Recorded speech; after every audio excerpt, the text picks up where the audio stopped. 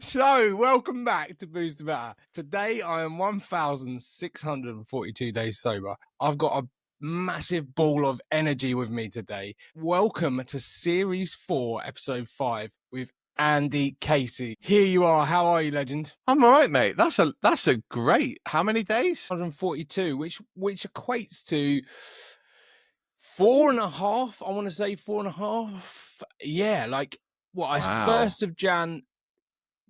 We were 2021. Yeah, so I like that. You went full scale Tweety Pie then. You were like, yeah. How are you anyway? More to the point. Apart from being I'm good, burnt, dude. how are you? I'm good. Yeah, look, anyone not listening, but like, yeah, I got burnt in the sun on the weekend. I'm like, yeah, ridiculous. And do you know what that was? I went for the first time in about as many years as you've been sober. I've been using chemical-free sun cream, and I was at the event I was at on Sunday, and I put my cream on in the morning, forgot my sun cream, and this lady said, "Oh, do you want some sun cream?" And I was like, "Oh, amazing, thank you." Put it on, and as I put it on, I was like, "Oh, this doesn't feel right." And within an hour, she went, "Oh, you're looking red." So yeah, Oh, don't know wow. what's in that stuff, but yeah. So when you say chemical free, what is it? As like organic stuff or what? Yeah. What So one it's have you got when you look at the back, it's got like 3 or 4 ingredients, rather than when you look at the back of a normal sun cream and it says like a dubba gum Yeah. preservative nonsense bollocks. Yeah. So it's just got like natural stuff in it. So I think it's like aloe vera and coconut oil and that kind of thing. So yeah. But yeah, I've SPF never is got that? burnt with it. That's 25. Oh wow, never been burnt, and then you Never been burnt with that stuff on. In fact, I can actually tell you how bad it is. That when I went to Spain back in April, I was wearing a what do they call it when you got no sleeves? Twat vest. That's the one, isn't it? And muscle vest, mate, for you. Yeah, I hadn't put it over my chest, but as I was wearing my rucksack, it pushed over my t-shirt, so you could see there was a white line. And there's a photo of me that my wife took, and you can see that the strap is here and the t-shirt's been pushed to a side, and you can see I had, up until probably about a week ago, I had a brown mark there where it had burnt me, where I hadn't put sun cream on because of but the rest of my body didn't get burnt. Oh. So yeah, that stuff's amazing. It's amazing. That's this incredible. Episode was brought to you by sun cream. Hashtag not ad. Yeah, hashtag but not if you ad. do want to sponsor us, we will put it in the show notes. Yeah, maybe I should go an endorsement with that. Mate, I love that. I just realised my name's on the bottom. That's clever. Look at that. Andy Coach Casey. That's what that. We can amend that. So mate, thank you for joining me. And I've had a pleasure of being on Coach Casey's podcast as well, which, you know, when someone calls me Coach Casey, it feels like someone's talking about the teacher. I've actually been on Mr. Casey's podcast already. I'm like, I wasn't a naughty boy on it, I promise. No, you were good. So, mate, diving into the first question is, like, what does booze to better mean to Andy Casey? What does booze to better? Oh, what a question. Do you know what? I love it on my podcast when people say, "Are you going to send me the questions?" And I'm like, no. And then when someone asks me a question on podcast, I'm like, oh, shit. I think, do you know what? For me, as soon as you said booze to better, then the first thing that came straight into my mind is it felt like it would be better. It should say better without booze, because I think so many people are better without booze. As you know, I haven't drunk for quite a few years.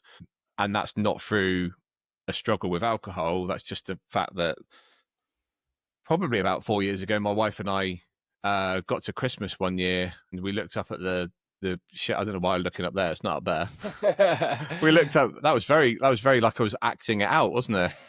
We looked up at the shelf above our washing machine, and all the ciders were still there from last Christmas. And we were like, oh, what are we going to do? Like, and then didn't drink any of them over Christmas.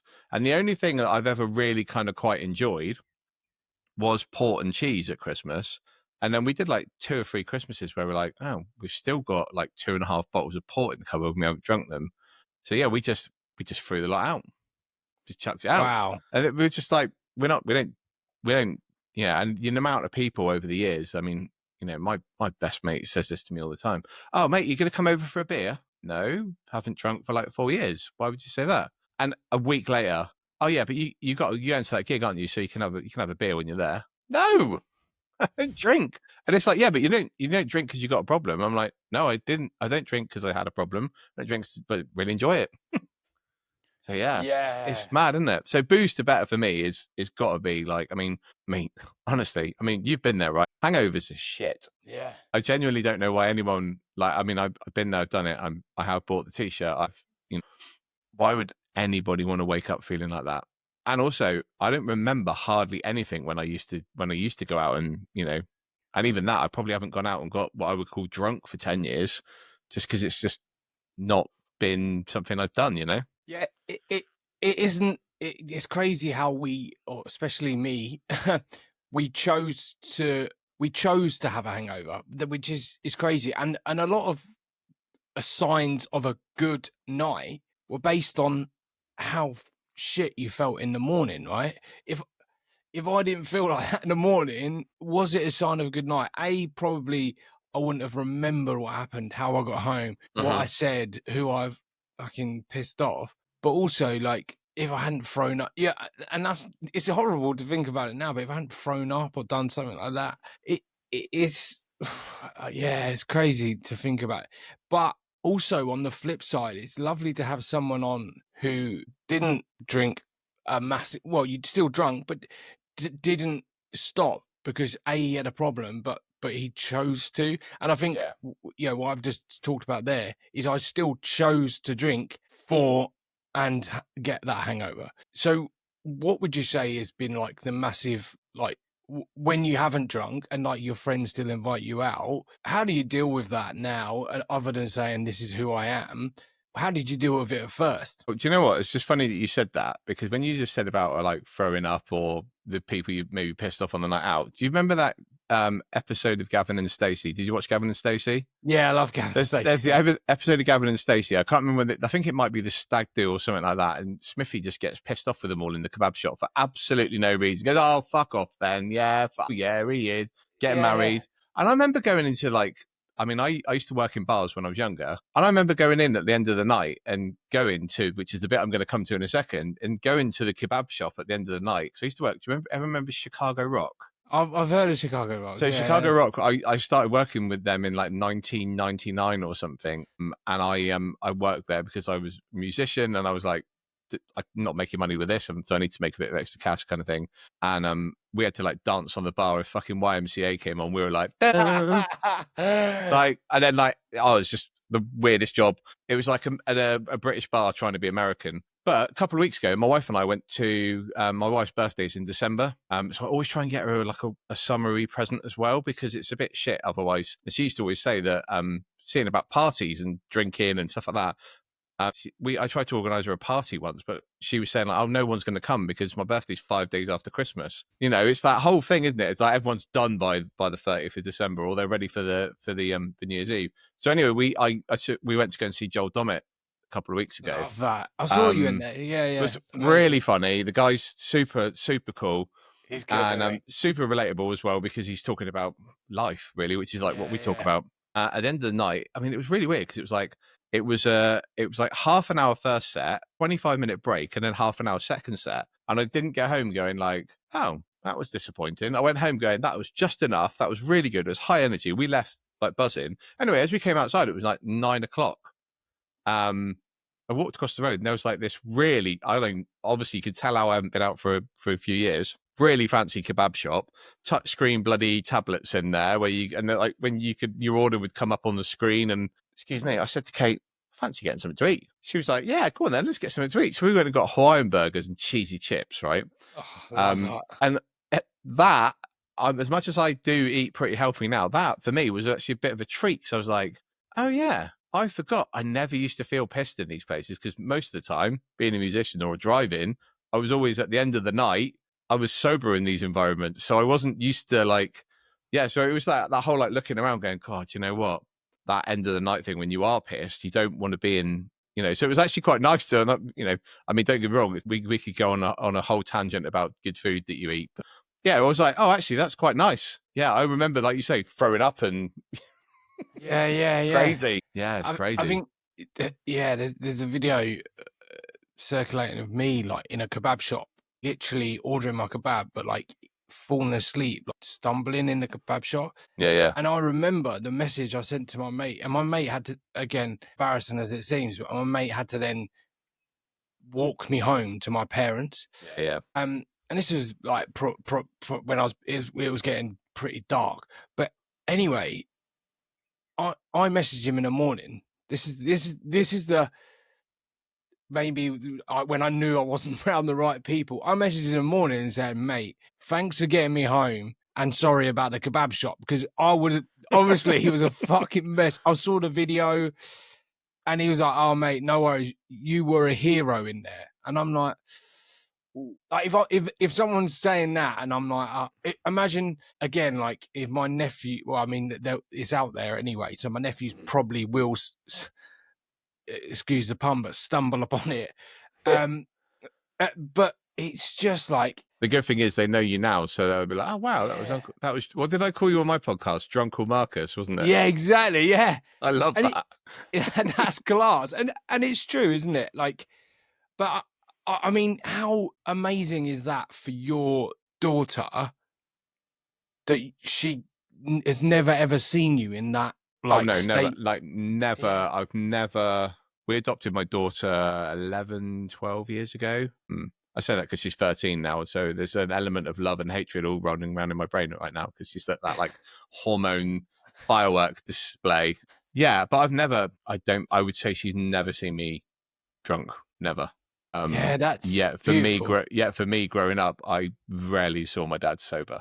Do you know what I mean? So it's like, Yeah, for me, it was a choice, not just because of the way I feel, but because of what I'd experienced in the past as well. So it was almost yeah, like, and when I was 19, I'd much rather be in the car driving because I realized that I could make £10 out of everyone in the back of the car. Do you know what I mean? yeah, I yeah, was quite entrepreneurial when I was younger. yeah. Yes, to know that relationship, like I said, with your daughter. What's your relationship? What's your partner's relationship with booze? So when we first, I sort of think I wasn't going to drink at all. And I just thought, I'm just not above drinking. I think about the January or the February that following year. So we had the Christmas and it was like the January or February. We went out with some friends for dinner. Kate got a pint of cider. And I can honestly, I think that's probably the last time I saw her drinking. And she's just been like, not really bothered. And, even my in-laws, we went to my other half works. It's got a little part-time job that she does as well. More to keep her sane, because otherwise, if you spent 24 hours a day with me, you'd probably, she'd end up needing therapy. Bless her. She had a Christmas do, and we went to their Christmas do, and her mum was like, "Oh, that'd be nice. You can have a drink." We're like, "Fuck!" Even Easter, Kate's family are like her grandparents came over here in the war from Poland. They're all about the Polish vodka, like that afterburn. Oh, They even at Easter said, "Oh, do you want a glass?" And they poured us a glass and handed us the glass. And I said, "No, I don't drink." And they said, "Oh, does your daughter?" I normally don't use a name, but she said, "Oh, does she want a glass?" I was like, "She's fucking 12. Do you know what I mean?" yeah, yeah, No. And it's not because of, but that's, I don't know what your upbringing was like, but my mum and dad, and I remember this, and weird that we've just said this because it's just popped straight into my mind. We were talking about, I was talking about like mindset and money beliefs with people, like that whole, like my mum used to always yeah, say to me, like, as long as you've got enough money to pay the bills, that's all that matters. And I was like, that's shit. My mum's ingrained this into my brain. But my mum and dad used to say, oh, what we do with Andrew, he's allowed to try everything. Great. I yeah, remember being like, a young teen, and mum and dad would have a sherry at Christmas or something, and I'd get poured a little glass so I could have a taste. yeah, Like, yeah, the fuck? You wouldn't let me drink battery acid, would you? yeah. Yeah. It's the same. Or nail polish remover. But Yeah. what do you think is that of that generation though? Like, because and why do you think? Yeah, twofold. What do you think it is about the generation? Mum and dad were pretty like lenient-ish with me, and then why do you think? Like, I haven't got kids, but why do you think we're like, say that the generation now, like us being adults and us being dads and uncles and things like that? why do you think we're so, obviously because we know about it, but why do you think we're so more educational, more like, look, this, I suppose when you get to 17, 18, you can try it, but not until you out of my house I kind of vibe. remember I was about 16 and I went out with some friends in Exeter and we went up, went out for dinner. And because you were having dinner, I don't know if this rule still applies. Yeah, mate, remember that. You can have a fucking beer. Is that I'm still not, a rule? I don't know. I don't know. I genuinely It need to was when find you were that out. 16, weren't it? Like, Yeah. yeah. What a crazy, like, what? It's Yeah, like, yeah. yeah, it's like, okay, cool. Let's just put that in another perspective. So you're 17, you're legally allowed to drive, but when you're 14, fancy just testing the motorway out, fucking give it a go. You were only allowed one though, and I distinctly remember my friend Lucy and Claire, who were sisters, who my friend and I were both. One of us was dating one, and the other one was dating the other. I remember her dad ringing up to the bar beforehand, just saying that he approved of them having us getting that it was okay, and we were 16, and like just. Mate, that's the 90s for you, right? It's like ringing ahead. Yeah, like you said, like ringing ahead at school and going, it's all right, he's got a knife today. It's all right. Do you know what I mean? Yeah. Yeah, she's bringing in a gram of Coke. It's okay, though, because it's not her own bag. She's going to share it. All right? Everyone's going to have a point each, so there's going to be 10 of them. Yeah. Wow. Mental. I've forgotten about that. I love having conversations like this, mate, because I'm genuinely like, oh, yeah. You're Isn't so that right. mental? I've never, ever, it's been brought up before, but I'm like, it almost used to be that, oh, I'm going out for my parents or with my parents, and we're going to, I'm allowed one. Yeah, mate, it's so true. It's fucking like, ludicrous, isn't it? Yeah. Mate, it's fucking bomb. So on the flip side of it, why do you think, like, you as a dad are more stringent like now, or is it because there's too much, not too much, is it because there's so much knowledge out there? I think for me it's slightly different because my dad, as you know, my dad was an alcoholic, and I grew up with a dad who I remember always being glazed, and my relationship with alcohol was probably more so the fact that, one, I didn't like the way it made me feel. Two, I'm pretty forgetful at the best of times. Don't give me alcohol, but I don't know. I think when you look at that generation, my dad's 77 now, or he is in a couple of months. I always get that wrong. Sorry, Dad. But like, I just don't think there was the education around it.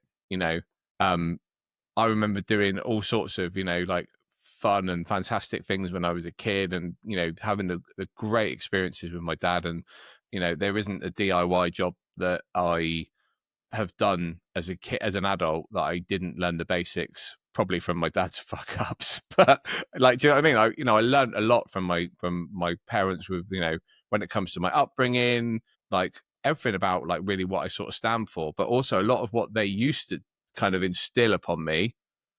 I've actually also taken a lot of that and gone, well, actually, I don't feel that's right. I don't like that. I mean, I remember going around to our next door neighbours on Christmas Day, and my mum, oh, fucking hell, mate, I'm dropping the bombs today. My mum used to always say Christmas dinner tastes better once she's had a few drinks. Wow. I need to have a couple of sherries and a couple of gin and tonics, and then Christmas dinner tastes better. I was like, well, it still tastes fucking the same for me. And I had a moment, mate, when I was a kid, and I've always said I'm gonna I know this is gonna sound really terrible what's about to come out of my mouth now, but I've always said one day, and probably when my parents are gone, I'm gonna write a book and I'm gonna put this story in it. So I'm probably gonna shoot myself in the foot right now. I remember sitting on Christmas Day, mum and dad gone upstairs, gone for a sleep because they bit too intoxicated, and I was so fucking pissed off. I think we'd had dinner. Everyone has a little snooze on Christmas Day, but they'd gone and had a snooze. I think one of them had fallen asleep on the spare bed and whatever. And they weren't. My mum and dad weren't what I would call. My mum was never really a drinker of such. She was more socially, whereas my dad used to sit there with the cans of Black Skull and neck them.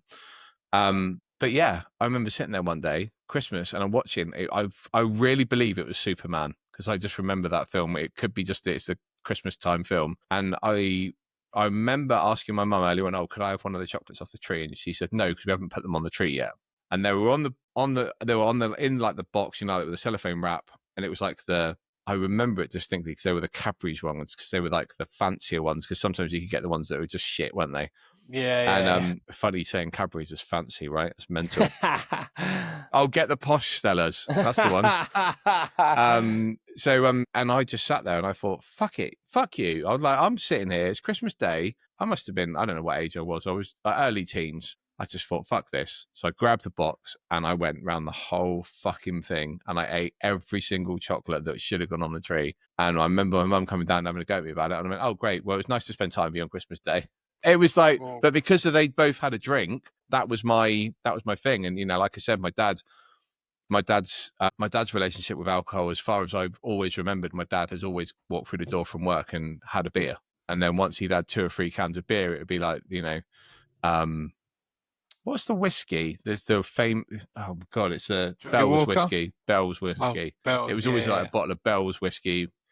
And I remember there was always in that, we used to have one of those like wooden drinks cabinets. No one has a drinks cabinet anymore, do they? What's happened to them? It's like white dog poo. It's just fucking disappeared. But there was always this one bottle of baby sham in the cupboard. And I remember thinking, why has no one drunk that?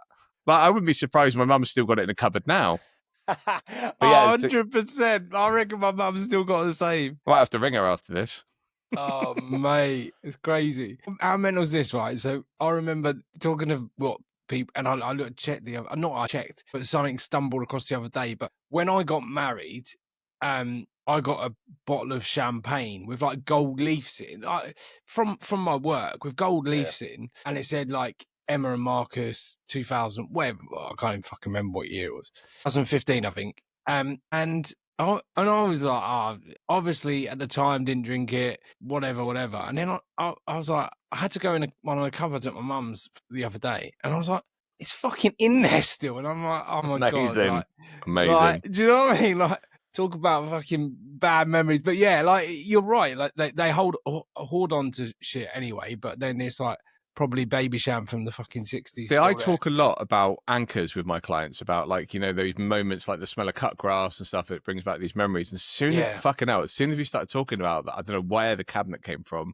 Like all this, like I can smell, like my dad had a bottle of like what looked like cherry grenadine type stuff in the cupboard that like it was all sticky because like you've only fucking used it once and it's got no alcohol in it, so it's no use to him. And I remember they always had like they had a cocktail shaker in it that had the top in it but not the bottom. But I remember, you'll remember this now. We are about the same age, I think, aren't we? Yeah, you're a couple of years younger than me. Do you remember those like it was like a gun thing at the top, and it was like a bottle which had like, it was almost like it was before Soda Stream, so they'd have the gas canister, they'd gas it up, and it would be like, it would make the fizzy water. No, I don't remember. No, I'm gonna have to go fully nostalgic and go and search for it and send you a picture. But yeah, I remember there was one of them in there, and if you got it on the wrong time, you pressed the button, it was like a really good water pistol. Mate, love that. So with all that, and I agree. Like, I reckon there's like a cabinet / like a drawers where they always used to be like tankards as well. I don't know. Yeah, my dad used to collect the Toby jugs, and it used to piss me off. So like, don't drink anything out of them. They're picking for a cup of tea, I reckon. And also, like, I don't know if you're, mate, this is proper nostalgic. Like, your parents used to have like the Queen, or like the Queen's, like, they're not cutlery, but they'd have like stamps. We had a plate with Charles and Diana on it. Yeah, shit like that.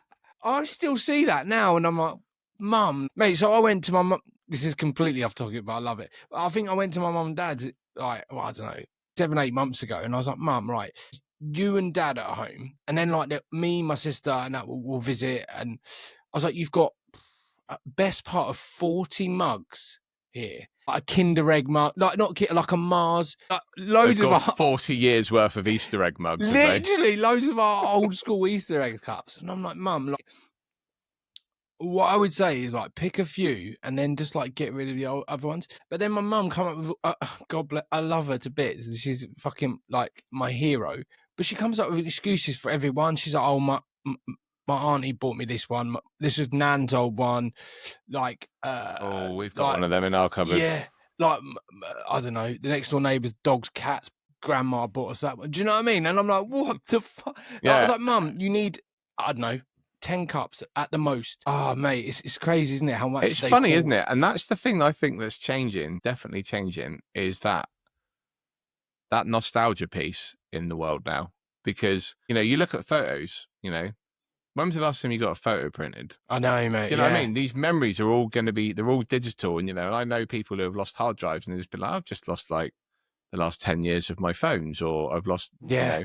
How many photos do you have on your phone? Obviously, you're a photographer as well. So how many photos do you have like on your phone? Yeah, I took 5,000 at the marathon on Sunday. So, I mean, I just give you an idea of what a random day likes when I do actually do the photography side of the business as well. I think I've got 24,000 photos on my phone. Okay. Which is scary. Like, I think when you ask me that question, I'm just looking. There is a reason I'm looking up there. Is because you got a load of Kodak films you haven't developed yet. I printed. But you say that nostalgic. I follow a photographer online who's bring back the old nostalgic film back, and it looks absolutely class. But I'm like, you're right. Like the interesting bit is like when you go through your old photos and photo albums, do you ever see a picture of like avocado on toast in there at all? On mine? Yeah, no. In your old photo. Do you know albums. what? I saw that. I saw a post on Instagram a little while back. Actually, it said, "Do you remember before we had mobile phones? You used to go round. You take a photo of your dinner, and then you take it to Jessup's, get it printed, and you pop round to Marcus's house. Go, here, Marcus. That's what I had for tea last night. You fucking never do. Don't fucking do it now. Then I mean, I do it all the time, mate. I love it. Do you? I love it. My wife will make dinner, and I'll be like, oh fucking hell, Instagram. You're like, you know, just unplug my bloody phone. That. Yeah, crazy. But yeah, you're right. And even like I don't know, what other fucking random shit do we take pictures of? Like quotes. Like I wouldn't have had.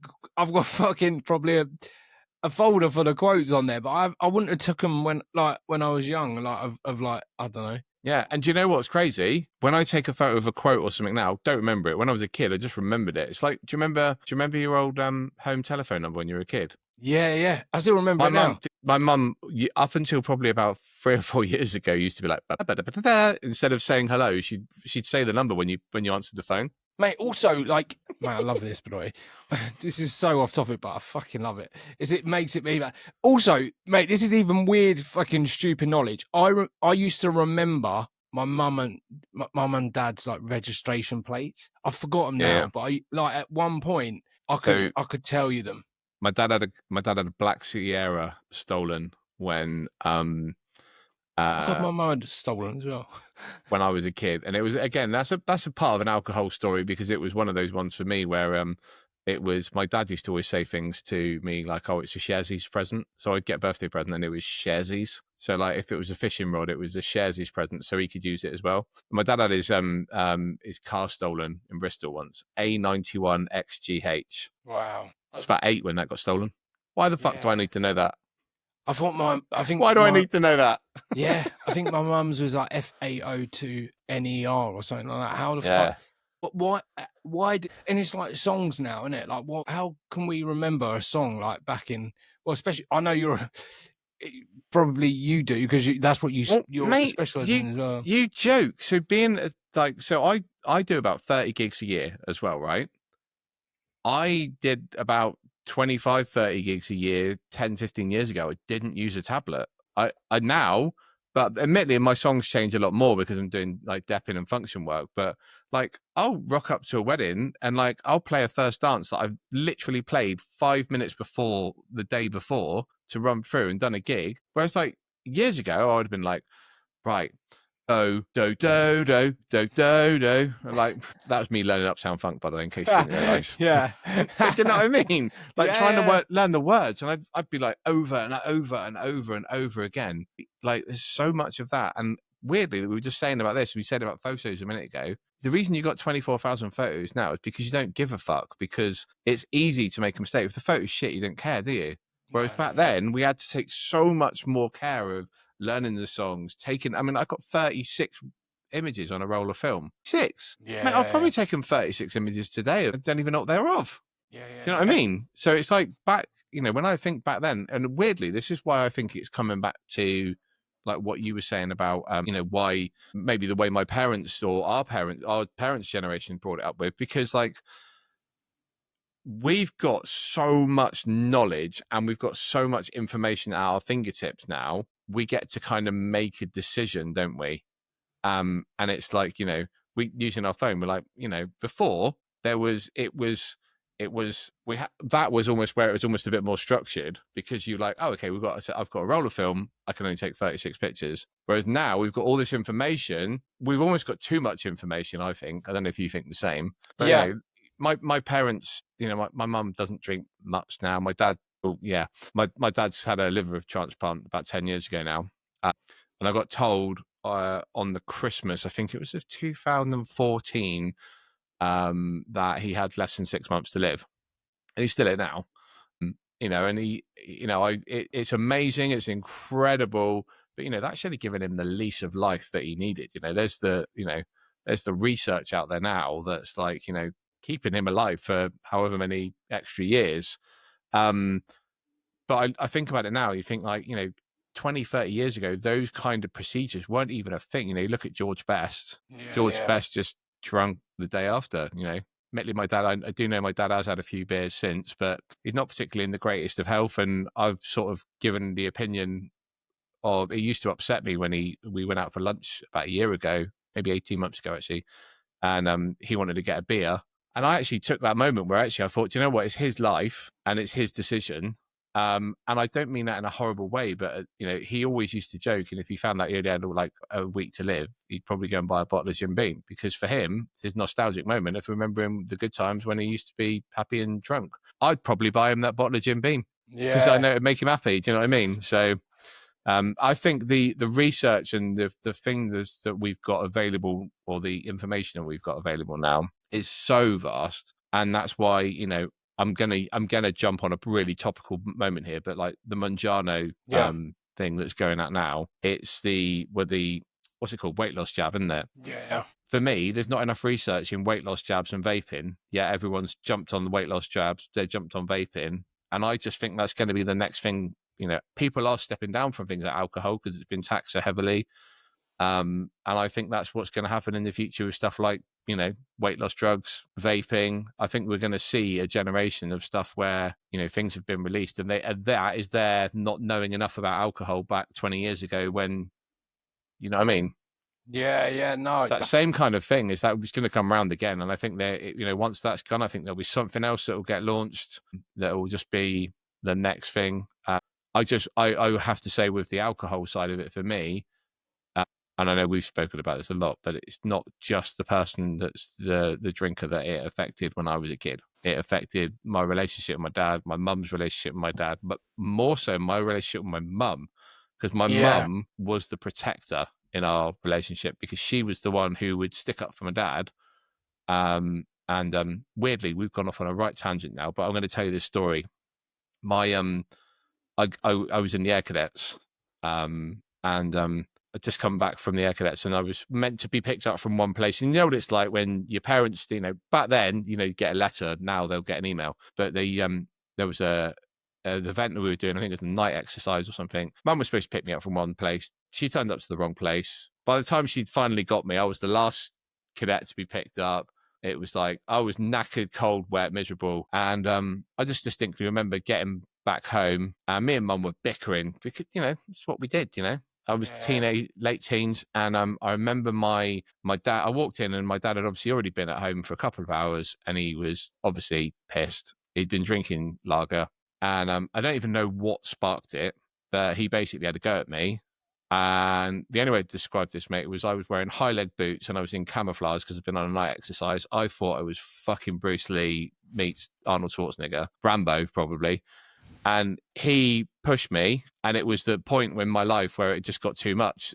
And I basically pushed him back. He hit me, and I've weirdly, I was always told by my dad never throw the first punch. Yeah. So I didn't. But there was a point where my dad hit me, and I literally picked him up and I threw him on the floor, and I heard him scream. And I know for a fact, you drop your coke. I know for a fact the next thing I would have grabbed, because we were near the fireplace, would have been my dad used to have all these like metal pokers and stuff. That would have been the next thing I would have grabbed. because I was done with him. I was done with his nonsense. I was done with his bullshit. He was off having affairs and all sorts of stuff. And I was a kid. I was a very angry child. And that day, my mum saved my life. My mum grabbed, do you remember Cresta lemonade? Another nostalgic shit. Yeah. I remember, this is the thing, we used to go to the pub. My mum and dad used to be always into like folk music and stuff. And I remember my dad kicking off in a bar once because they poured a bottle of Cresta lemonade and charged him 80 pence. He was like, I can get that from Brian Ford's for 20p, you robbing bastards. And that was his mentality. But yeah, mum hit me around the head with a bottle of lemonade. I stood up, walked out of the house. I had no idea if I'd left my dad for dead, because when he hit the floor, I heard him groan because I threw him on the ground, and I was on top of him. Went to my friend's house. My mum had rung and see if I was all right. And it wasn't until probably, mate, in the last about 3 or 4 years, where kind of doing a lot of the deeper work that I've done with my NLP coaching that I do myself, that I realized my mum didn't hit me because she was trying to protect my dad. She hit me around the head with a bottle of lemonade to actually protect me from making the biggest mistake of my life. Because the way I was feeling, I remember I wouldn't have stopped. Because I was done with everything. The years of, coming home in the evening and my dad's completely glazed and just staring at me like there was no one there. You know what I mean? And I'd done things like over the years, like I knew he was out drinking somewhere. I'd let his tires down on his car. Still drove home pissed with 4 flat tires. I got up the following morning. My mum bollocks me because I've made her late for work because she's got 4 flat tires. So this mentality of like what these traumas and stuff were me, for me, I say this as a kid who I feel like I was affected by my dad's behaviors. But what I'm going to say now is something you're probably not going to expect me to say, and that is, no one makes themselves feel shit on purpose. No one. There is a reason people are drinking. You're going to get people that will go out and have fun, and they'll drink too much and they'll take it too far. I get that. But when you're sitting at home and you're drinking on your own, you're drinking for a reason. And there are traumas that people have gone through. My mum and dad, their daughter died when she was 5 years old. So the year before I was born. I remember my dad, his mum died when he was very young. And as a result of all of these kind of traumas that people experience in life, there's something that eats away at them. And as much as if you'd have asked me 15, 20 years ago about this, I would have told you I absolutely hate him because of the way I was when I was a kid. But like I just told you at the very start of this episode when we were talking, there's a lot that I learned from my parents. There's a lot of values that I learned from them. There's a lot of DIY stuff. I definitely got my first electric shock because of my dad, because I probably shouldn't have put my finger in that plug socket that he probably wired up. But I learned how to wire a plug socket after that, didn't I? But everything that has ever kind of been a trauma for me has been a trauma for him somewhere else. And I think that is a knock-on effect for so many people, because it's that whole thing of like, and I don't know if this is exactly how I said it a minute ago, but it is like no one feels shit on purpose, because it's not a choice to feel shit, is it? But it's a comfort, and it's a escape from a pain, something that's maybe happened to, and don't get me wrong, it could be something simple, like, you lost your job. I mean, I saw a post on LinkedIn the other day about a guy who was talking about how he just got made redundant, and it's the worst thing that's ever happened to him, and he was feeling suicidal. And all I could think was like, wow, I would see that now as like, oh my God, what an opportunity. But this guy's feeling suicidal. It's because he's probably had his entire, like, what's the phrase I'm looking for? Like everything he probably felt he lived for was his purpose. It's just been taken away from him. His identity has been taken away. And I know that's happened with my dad. I know lots of other people. And do you know what? The really great, interesting thing for me is Dad used to say to me when he was in the hospital, I can't remember what the guy's name was. I probably shouldn't say it anyway, but he met a guy in the 6 months of him waiting for his liver transplant. And Dad said, I don't get it. I said, what do you mean? He said, well, there's a guy in here. He said, he works in a pub for years. He said he used to drink a bottle of vodka a day. He'd drink like 8 to 10 pints. He said, by all accounts, I didn't really drink much, did I? And I was like, yeah, he said he was doing cocaine. He said he even did heroin at one point. And I'm there going like, wow, like, you're right. how is he still alive? And he was a lot older than Dad, but Dad had continuously drunk all the time. You know, it's just that whole. And I think, you know, we talk about this. We talk about this a lot in the past. I know, but I think where your mindset is can have a hell of a lot to do with it. You can be a happy drunk, and it can, you know, you can be in that environment, can't you? But if you've got a negative downward mindset to start with, your body is going to just take on that negativity, and your body's just going to deteriorate. You know? Yeah. Wow, that was amazing. There's so much, isn't there? Like, you know, that if you're not talking to yourself in the right way because of external traumas or things that have affected you, and then you add something like alcohol into the mix that makes you feel good, makes you feel nice. You know, my makes me feel nice is coffee. Yeah, I'm the same. Like, You know, but, although I have got herbal tea in here at the minute because I'm not trying not to drink it after 4 o'clock, but I do love a coffee. but with, you know, and I see all that, and I hear exactly what you're saying, and that's very brave of you to open up like that. And I think there is a part of you that could have gone the same way. I think there's some Absolutely. crazy stat. There's 1 in 5 people that from addictive adults, like from, oh my God, I can't get my words, come from addiction. 1 in 5 people are more likely to go into that same realm. Mhm. But like, it seems to me, obviously there's which we've obviously we do the deep work, but there seems to me there's some part of forgiveness. 100%. Yeah, but I think like with all this, and what I say to some of my clients, it's not your fault, because alcohol No. is a highly addictive substance, but it is your responsibility. Now, I feel that obviously when you mentioned about your dad, because you've obviously forgiven him because he's, as you said, you don't choose to make yourself feel like that shit and feel that way. Yeah. But he's made you feel that shit in that way, and he's made your Yeah, mum yeah. feel that shit in that way by And it cost him his marriage, his house, his family. Yeah, and also like you said, he's had many affairs. H- uh, How did you forgive, and how like what damage do you feel this done to you, mate? As the damage, I would say,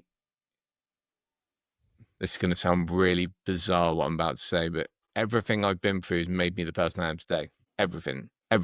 Like, you know, falling over as a kid and my dad shouting at me because I remember going to going fishing once with him, and like, you know, you're standing in an estuary, right? If you've ever seen what, like, the mud in the estuaries, I remember falling over and him having a go at me because I'd fallen over and landed in the mud.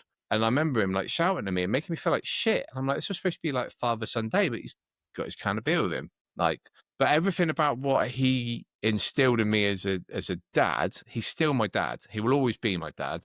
I think he's a fucking plonker sometimes, you know, and I think that given that the lease of life that he was given he had a liver transplant, like, I will always be angry that he didn't try harder, right?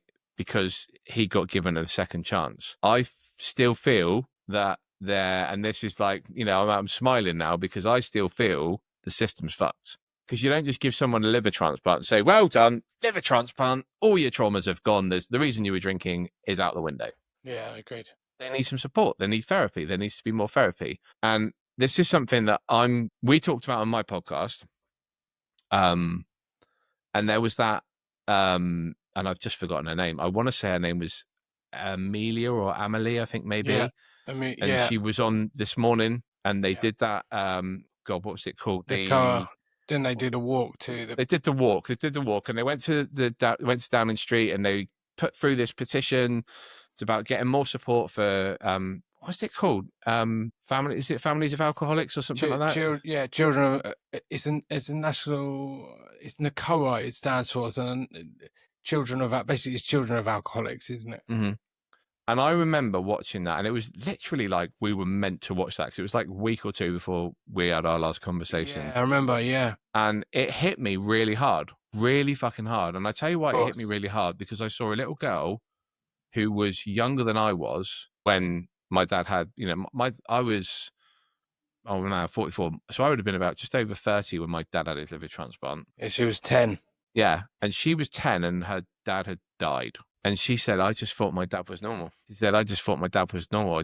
It wasn't until I went to other people's houses that I realized my dad was different. And like, it really hit me because when I was a kid, I remember, my dad was always full of beans. He was always a good laugh, but at the same time, he could snap at the slightest of things. And I remember watching that thing thinking, oh my God, I've got to talk about this. I've got to mention this. So I went on my Instagram. I took a picture of this girl sat on the couch on Good Morning Britain or whatever they call it, Daybreak or GMB whatever or whatever. fucking Yeah. um, God, I'm old.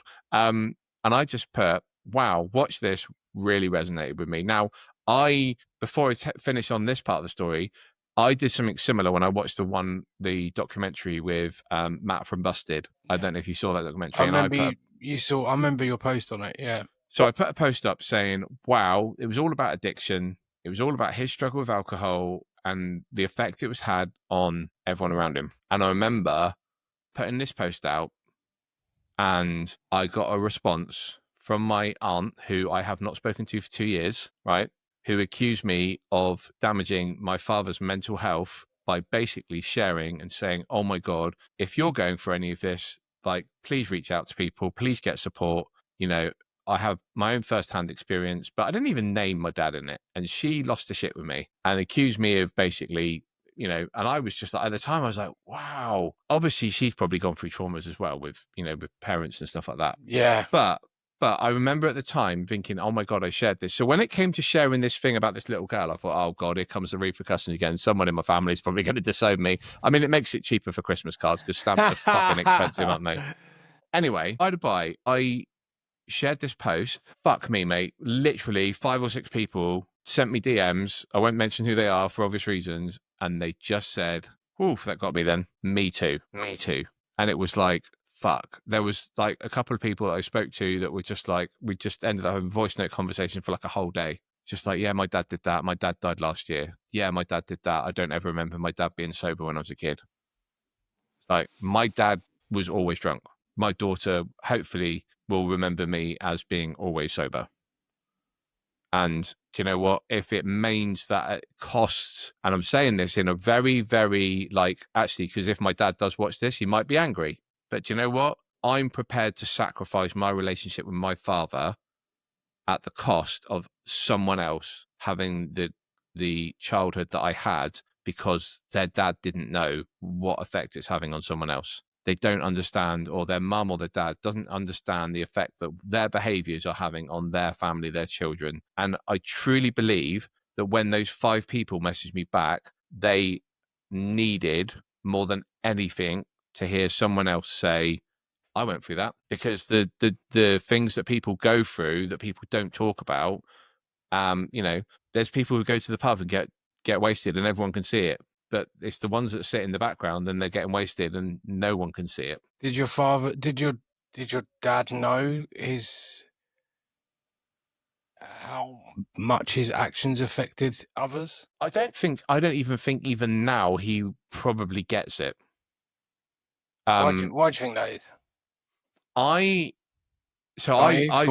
What's that? Sorry? Is he naive to it, or like? Well, actually, let's me rephrase it. I think he probably knows. I think he's probably very conscious of the actions, but I think you get to a certain point where you've stopped allowing it to be real. Yeah. I mean, I look at this now. I've got friends of mine who, they'll post pictures on Facebook because like nanny had the kids or granddad had the kids on the weekend, and my dad's not physically capable of, spending the day with my daughter. We've had so many times over the years where the knock-on effect is, and weirdly, I'm just about to do an episode on the ripple effect, and I hadn't thought about it in this other aspect, but the ripple effect of people's actions, and for me, it was a positive thing that had been for me. But the ripple effect of my dad's actions actually means that my daughter doesn't get a great relationship with her grandfather. And that is because of he's not physically well enough to I remember going to the Isle of Wight and going for a walk around the Isle of Wight with my granny Marjorie, who was in her 80s or whatever, and her little poodle called Paddy. Who just walked around, and it was just because she was like fit as a fiddle, Yeah. You know, my dad shuffles from one room to the next with a walking thing because he's like, you know, since he's had a liver transplant, you know, he did have a fall a couple of years ago, which didn't help. But, you know, there was never any like psychological support for not in the way it should be, you know. Yeah. You know. Wow. What So, i- is there a part of you then that feels sorry for him because of that there was no support? there is I went through a stage of feeling guilt because I felt like I could do more. You know, I always wanted to do more. Oh, can I help you with this? Can I help you with that? But my dad has never been and that's something that I've been pretty good at myself. I've been a bit of a people pleaser, so you know, I've never employed anyone in any of my businesses. I've had subcontractors and stuff, but you know, my dad's very terrible at taking any help at all. I think it's a So generation thing, isn't it? so, but it is. It's again, you know. I mean, and in this business that I've got now with my coaching business, you know, I actually have outsourced other people to do certain parts of my job because, to be fair, I don't want to be in that same situation. But you know, the lockdown, my dad and his partner wouldn't even accept me sending them an Asda delivery. You know, oh, yeah, no, we don't want that. We don't want none of that. We'll lose our independence. But yet, you know, neither of them are really that capable of driving to the shop. My dad hasn't driven for a few years. Yeah, and it's just like you just think to yourself like they won't accept it. And now I could, and I have done. I sent them a delivery before, and they said, "Oh no, yeah, you know, we don't, you know, don't worry about that. Don't worry about that." They don't want it. I know I've offered to do stuff, but it's that generation of like they're losing. They've lost a lot anyway. You know, there's no banks in their villages anymore. There's no this, there's no that. So they're losing all their independence. You know, there's no one on the fucking checkouts anymore. They are all screaming out for their independence anyway. But for me, Yeah. I've always felt a little bit guilty that I haven't been able to support him in the way that I feel like maybe I potentially should have done. But at the same time, I've also got to know that you can't save everyone, and the job isn't saving.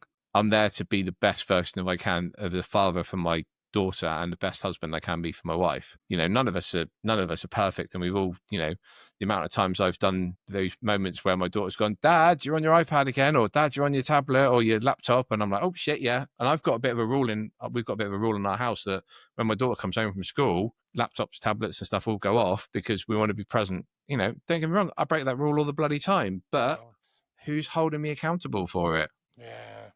You know, when I was a kid, I remember my dad being in the garage and welding stuff and making stuff, and you know, not even coming in from the garage to the house to say goodnight to me. We had one of those bloody crappy intercom things, and my dad, I'd be like, "Dad, I'm going to bed now." He'd be like, "All right, night." I give my daughter a hug every night and tell her I love her every single night. I don't ever remember my parents, you know, saying I love you when I was a kid. Never. Yeah, I'm pretty big on that, mate, too. I can't.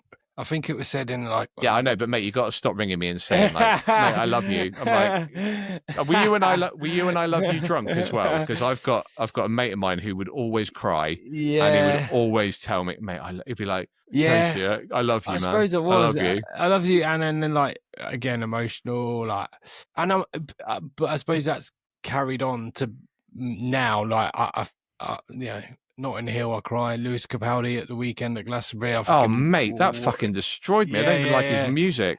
yeah. Oh, I like him. I just I like mean, it's his all right, persona. but like, Yeah, I know what you mean. Yeah, but I just like like that, his yeah. emotion was raw, wasn't it? Oh, it's beautiful. But like when you said about like, I always make sure.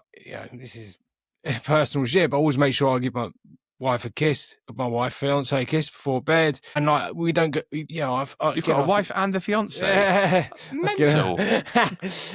I make sure I do that because I think that may have come up in therapy, but when I have therapy, but like and that's probably because when I went to bed that night, that fateful night of being told that I don't want kids and I'm going to leave you kind of vibe. I don't know if that's again NLP guru might know different, but what it is like knowing that that. I suppose it's like at the end of the day that I'm telling someone who's important to me, I love them and give them a kiss, and then that's sort of wraps the day up. But it's weird that you say that, isn't it? Because I love my mum and dad to bits, like good, the bad, the ugly, love them to pieces. My mum's got her traits, my dad's got his traits, but like it never feels natural to say love you, mum, love you, dad. But with my wife and my daughter, it's very natural because. But then what I put out there, guess what comes back? Yeah, exactly. Yeah, So yeah. it's worked the same as me as a kid. Almost because I never received that kind of comment, it never felt something that you would like reciprocate. Do you know what I mean? That was a Yeah, bloody yeah. big word for me, wasn't it? Bloody Reciprocate. hell. Yeah. Mate, so let's drop a bit of your podcast. Why did you start your podcast, and what's it all about, mate? Well, I started my podcast because I should have started my podcast fucking ages ago. But I wanted to. I've always been in my media. So I got a media business of photography and video, and I've been doing that for 18 years. Everything we've always kind of done, I've always loved the storytelling. I love music. I love everything about storytelling. So I've always wanted to have a podcast, and it was like I always wanted it to be originally. It was like interesting, incredible people talking incredible shit. And I remember Paul Mark talks shit. Paul Mark talks shit. I used to love his jingle. It was brilliant. Yeah, yeah. It was really good. And then yeah, so I was like, I don't know, incredible people talking like, and I was like, I always loved Parkinson when I was a kid growing up, and I used to always love watching those interviews. I used to love all the chat shows, and even now, I love watching Jonathan Ross. Whether he's Yeah, talking like to Ross. anyone, Yeah. I love the fact that he'll go. So, why do you wear blue hats? Then is that because you like blue, and did you grow up liking blue? Have you always liked blue? And he's like, whoa, fucking hell, Rossi, ask him one question. Yeah, So yeah. I love the way people like tell stories. So I set up my podcast because one, ultimately I wanted to do it for me because I really enjoy it. But ultimately, I wanted to use it as a bit of leverage to kind of share my network with other people's network and vice versa. Yeah. But for me, I wanted to just share people's stories, and that's ultimately why. I don't know if you know a guy called Marcus Jones. Yeah, I got him on the podcast. Bang But like average.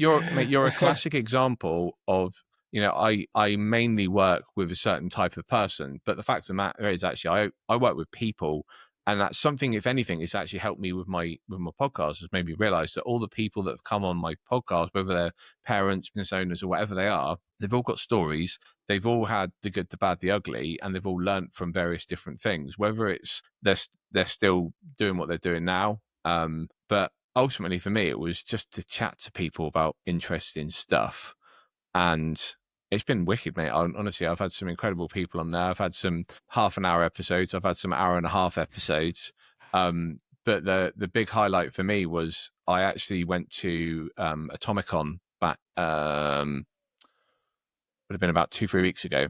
And in February, they do like an online networking week. And the very first guy who came on there was a guy called Jerry Potter. And he was from America, from Arizona, I believe. And he was doing this whole thing he did like a masterclass on YouTube and podcasting. Now, with my background in music and stuff, I like setting the podcast up, having the cameras, having the lighting. It's just natural. I just know what to do. But he was talking about like the podcasting, and I was like, fuck it, I'm going to do it. I'm just going to do it. So I set up the podcast then, and I met him in Newcastle. And do you know what? It was really weird because I've always had a bit of a resistance with the phrase Coach Casey. I love it. But Yeah. in America, it's like Coach Jones, coach someone. Yeah, Everyone's a yeah. coach, right?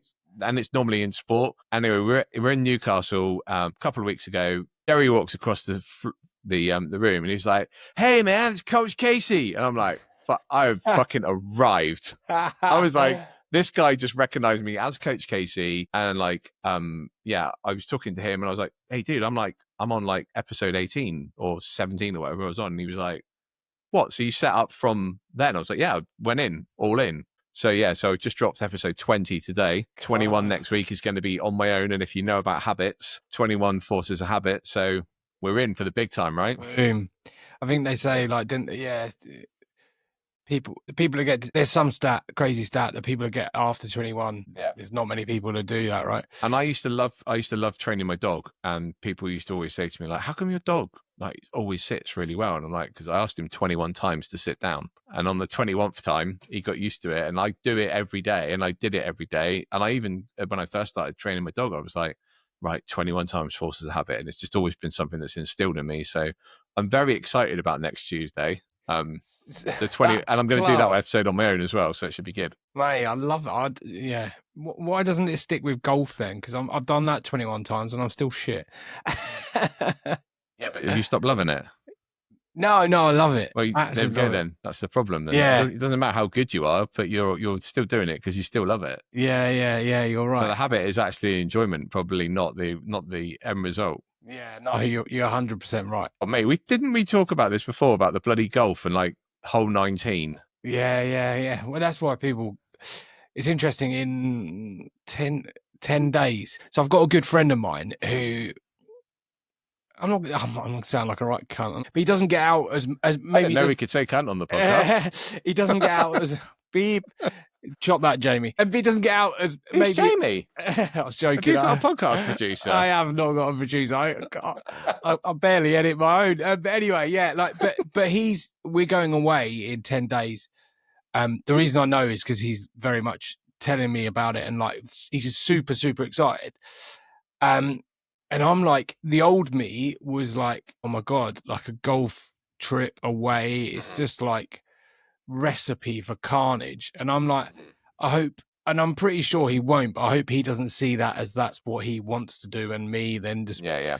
sitting along like on the buggy by myself, and he's like throwing up or whatever. But yeah, you're right. It's interesting, like how people like, oh yeah, can't wait to get to hole 19, and all everything would be around that. But now me, it's everything's around the golf and how how well I can play, but also how nice the course is. How like I get to spend Yeah. 4 hours doing fuck all, my phone off. I'll maybe take a few pictures because I'll show my mate next door on my new film roll.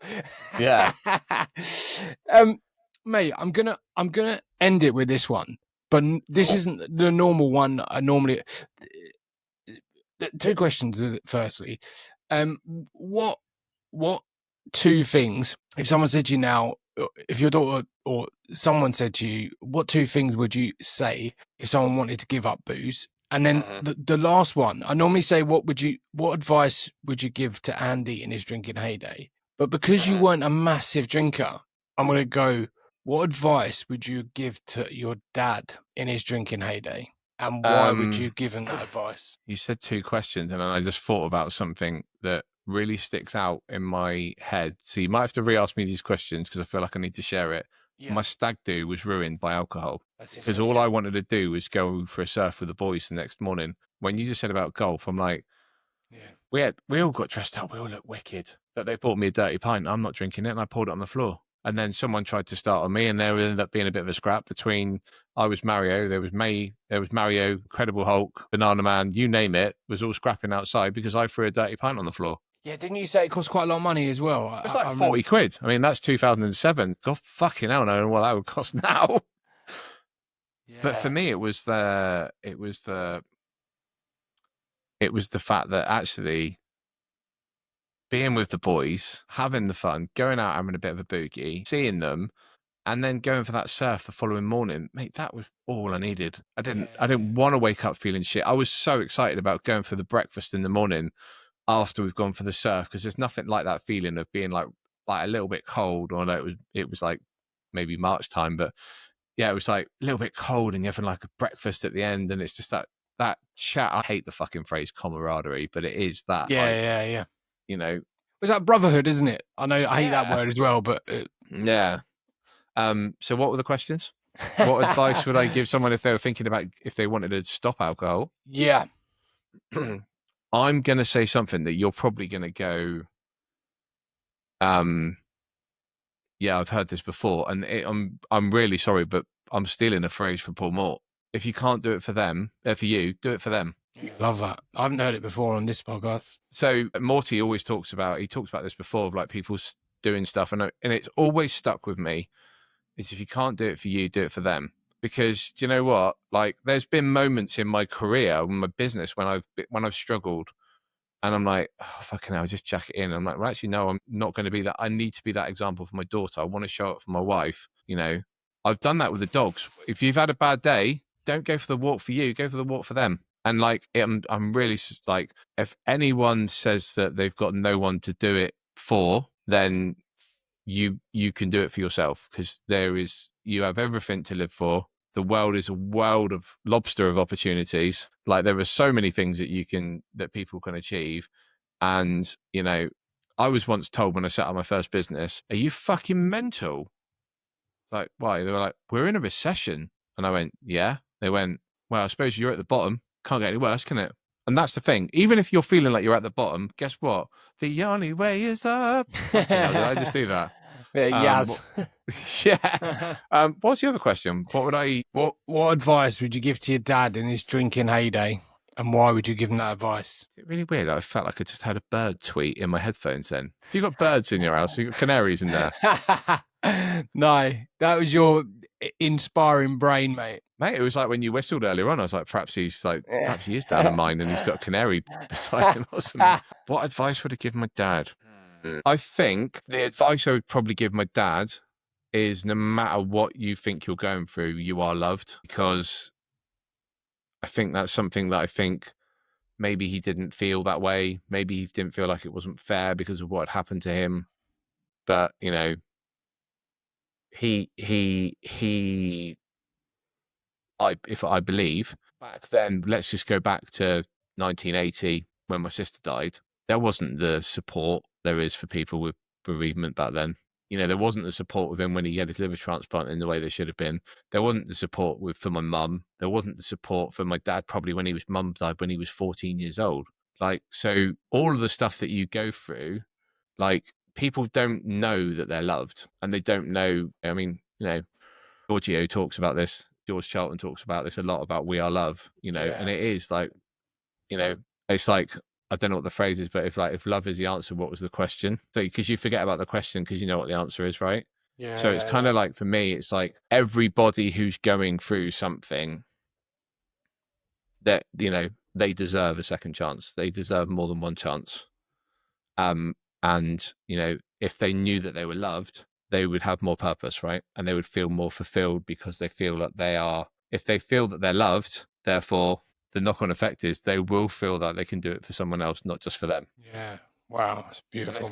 You know what? It's really weird. Like, every time I ever think about the stuff that my dad went through, I remember having so much hatred for him when I was younger. You know, I remember my 21st birthday, him passing out and falling out. We had a sunken bath in our bathroom. Yeah. I remember us finding him in there because pissed and fallen in it. It was my birthday. Like, I felt so like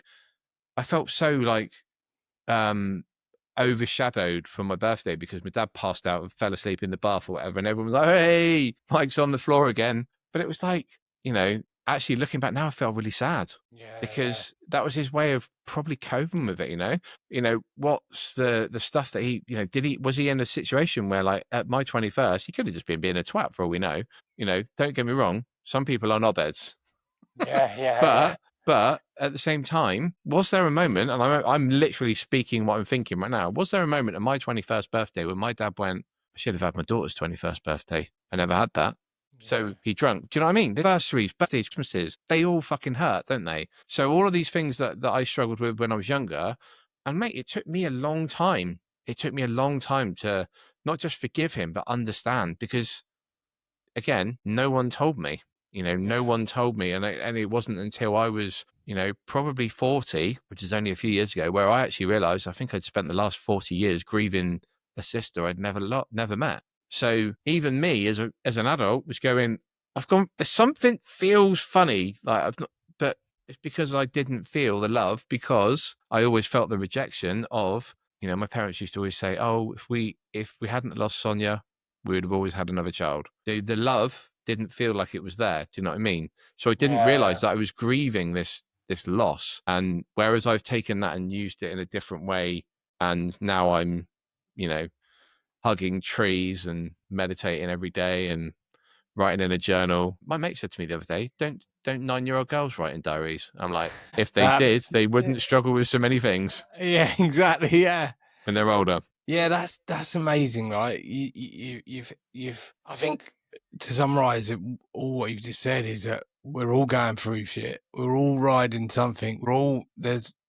You know, we're all maybe portraying sometimes like we are stronger than we think. And sometimes, you know, not cliche, like, yeah, I think we don't understand maybe what some others are going through and why they're doing these certain things. You know, why I was getting off my nut, because it felt 10 years ago, if we'd have had this conversation, I would have been struggling with like feeling anxious, anxiety. I would have felt like anger, because I would have been like, well, but why can you hear my dogs in the background? a little bit, yeah, it's fine. That's what happens when you got 3 dogs. And my wife's just come home. Wow, they've never been on a podcast before. I'll have to tell them. They'll be so happy. Featuring The dogs. But yeah, for me, mate, I think like if we were to add something onto the end of that those couple of questions that you just said, is like, yeah, and it's just really bizarre that this is like something that kind of has come up with me chatting to guests on my podcast, and that is, if you're experiencing anything when it comes to like alcohol, trauma, if you're dealing with anything, like, not only remember that you're loved, but like it's okay to like just talk to someone. Like, yeah. if you don't want to talk to someone, ring a fucking free charity number. Yeah. You know what I mean? Because I always used to find it really. I always used to make a bit of a joke about it, because on the top of the bridge near where I live, there was the Samaritans number. And before mobile phones, I used to say, fucking hell, you'd have to go up there, get the number, write it. I was like, what shit place to put the fucking number by the bridge? Do you know what I mean? You'd have to get out to the payphone. So I just think there's so many opportunities for you to talk to someone, whether it's like working with someone like yourself, Marcus, whether it's going to your doctor, stay away from fucking antidepressants. I know so many people who've been on them and they don't help. They have a purpose, but again, they're as addictive as alcohol. There are so many therapies out there, so many alternative ways of getting your head straight. Because even though I didn't drink, I felt like my liver got damaged from the stuff I went through.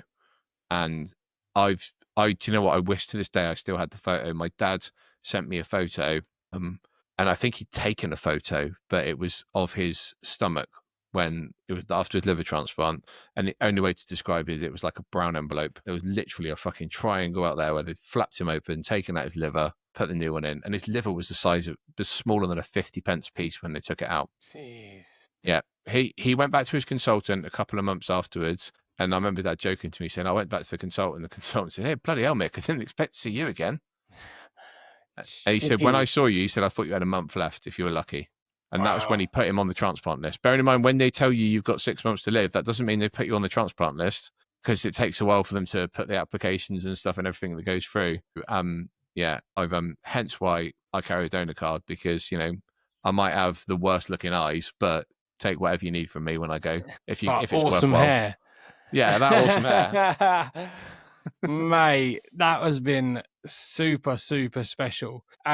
Lastly, where can people find you? What, like, normally in this bloody room, mate, I tell you. Yeah. So yeah, I'm on all the socials as if you just typed in Andy Coach Casey.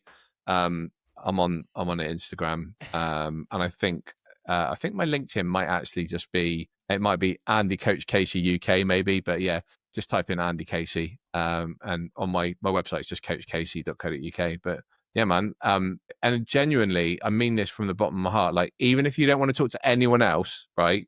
And if you want to just send me a message saying me too, like I will fucking speak to people, because you know what? For me, like, there are so many people out there that need to just eat, and it's not just the people that are doing the drinking the alcohol, it's the people it's affecting that actually need to support as well. Yeah, love that. And where can people find the pod? Coffee, it's Calm and available on all Chaos, good podcasts. It's ranked lower than Marcus's podcast. It bloody isn't. So yeah, I'm on so the podcast is called the Coffee, Chaos and Confidence podcast with me, Coach Casey. So that's on Spotify, Apple, and it's on the YouTube as well. Yes, go on. Love it. Get on, flying, son. Mate. I just want to say I really appreciate you coming on, and that was super, super informative. For me, obviously, who struggled myself. Obviously, take this as you can, but it's inspiring as fuck to see the other side. And I know it's horrible for you from your childhood, but it's inspiring to see how. I mean, you're such an amazing person, bundle of energy, and like seeing you. And even when I hear you say like, "This has created who I am today," and I think, excuse me, as I said, you can either go one or two ways, right? And you can. Well, I've had to make a choice. So I either sit here and dwell on it, Yeah. or do I be an example for my future? Yeah, which is amazing. Mate, I appreciate you as per ever. Like, before we go, I'm going to say I love you, because I don't want to leave this conversation. I don't want to leave this conversation without that. Mate, I love can't that, do mate. that thing that they Oh, mate, I can't do it. It's can't do it. Mate, amazing as ever. Thank you so much, mate. I appreciate it. My pleasure, man. My pleasure. Cheers, mate.